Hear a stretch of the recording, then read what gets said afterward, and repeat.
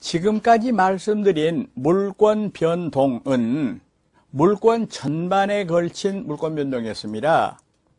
이걸 우리가 이제 총론적인 부분이다 이렇게 말씀드릴 수가 있습니다. 이제 강론적인 부분은 개별적으로 이야기하자는 겁니다.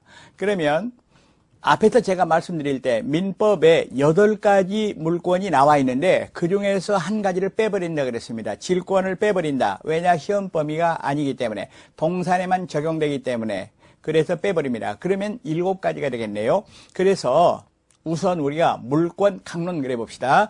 7가지를 말씀드리는데 순서대로 점유권, 소유권, 지상권, 지역권, 전세권, 그리고 유치권, 저당권을 차례로 말씀드리되 이번 강좌는 점유권 첫 번째 강좌가 되겠습니다. 제55강입니다. 예고 말씀대로 점유권 시작하겠습니다. 먼저 점유라는 말이 어려운 말인데요. 점유는 물건을 사실상으로 지배하는 상태를 점유라고 얘기를 합니다. 그러면 여기서 물건을 사실상 지배한다 했기 때문에 소유자가 점유자일 때가 있습니다. 지금 내가 입고 있는 옷, 그리고 내가 타고 온 자동차를 회사 주차장에 파킹해 놓고 올라와서 강의를 합니다. 이랬을 때 그 자동차도 내가 점유하는 겁니다. 내가 권리자로서, 소유자로서. 그런데 예를 들어서 갑은 남의 아파트를 빌려서 거기서 살고 있다면은 소유자 아니지만은 임차권자로서 점유를 하는 겁니다. 그리고 더 나가서 지상권자도 점유를 합니다. 그런데 어떤 사람은 예컨대 을은 남의 물건을 도둑질해 가지고 남의 카메라를 도둑질해 가지고 목에 걸고 차고 다니면서 목에 걸고 차고 다니는 게 점유 상태입니다. 그러면서 자기 것처럼 경치를 촬영하고 사용을 합니다. 그 사람도 점유자입니다. 그럼 여기서 사실상 점유라는 거는 정당한 권리가 있건 없든 따지지 않고 사실상으로 지배한다 라는 얘기가 되겠습니다. 그럼 거기는 두 가지가 있네요. 정당한 권리를 가진 사람도 있고, 예를 들어서 소유자, 임차권자, 지상권자처럼 전혀 권리가 없는 사람도 있고, 예를 들어서 도둑 또는 임대차 기간이 다 끝났는데도 집주인이 비워달라고 하는데도 개기고 안 나가는 사람, 이런 사람은 정당한 권리가 없으면서도 점유를 가지고 있습니다. 여기서 제가 자꾸 정당한 권리 그랬는데요. 물권의 종류 분류할 때는 이 정당한 권리를 본권 그렇게 말합니다. 그런데 이 점유가 있으면 민법은 일종의 물권인 점유권을 인정을 해요. 점유, 이것이 그러니까 요건이고 점유권이 효과고 이렇게 우리가 얘기할 수가 있다는 얘기입니다. 그럼 이렇게 되겠네요. 도둑놈이 남의 물건을 훔쳐가지고 남의 카메라를 찍고 다닙니다. 그런데 예를 들어서 얘기할 때 제2의 도둑이 와서 그 카메라를 뺏으려고 그러면은 자기 거 아니니까 뺏길 수밖에 없냐. 그렇지 않습니다. 그 도둑하고 격투를 해가지고 물리칠 수가 있습니다. 이거를 점유보호 청구권이라고 말하는데 도둑의 점유는 정당한 점유가 아닌데도 불구하고 점유권이 인정된다는 얘기입니다. 다시 물건에 대한 사실상의 지배 점유를 법률 요건으로 해서 법률 효과가 생기게 돼 있는데 이런 제도를 전부 다 합쳐가지고 우리가 점유제도라고 얘기를 한다는 거죠. 그러면 점유권과 점유의 성립이랬는데요.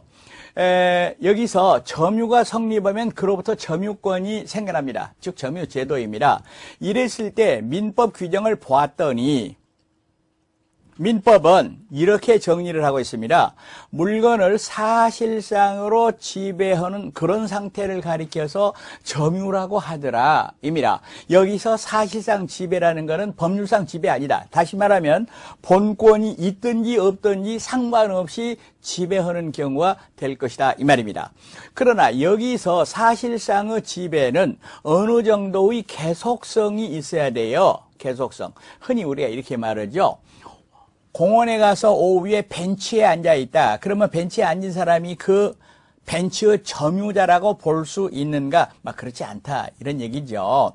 그런데 사실상의 지배, 이게 어느 정도 계속성 있는가에 대하여 뭐 우리가 더 들어갈 필요는 없습니다만은 판례 하나를 우리가 이야기할 필요가 있습니다. 타인의 토지 위에 건물을 소유한 자는 그 토지의 점유자이다.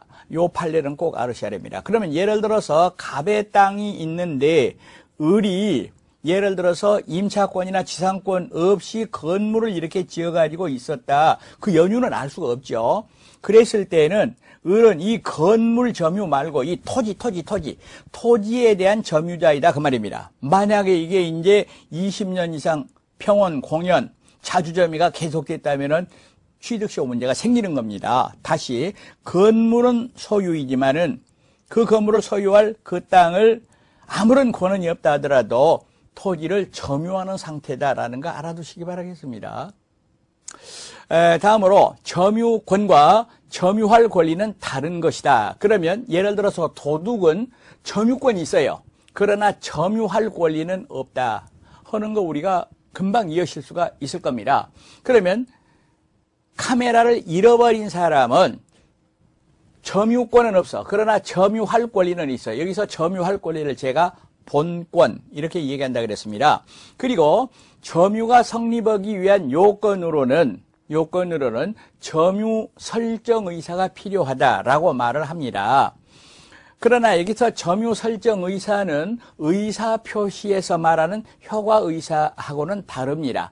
따라서 어린 아이나 예를 들어서 말하면은 제한 능력자, 예를 들어서 말하면 피성년 후견인, 피한정 후견인 이런 사람도 훌륭하게 점유를 가질 수 있습니다. 예를 들어서 어린아이가 자기 장난감을 가지고 놀고 있다.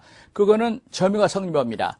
의사표시는 아니지만은 불완전하지만은 점유 설정 의사. 따라서 우리는 점유 설정 의사를 자연적 의사라고 얘기를 합니다.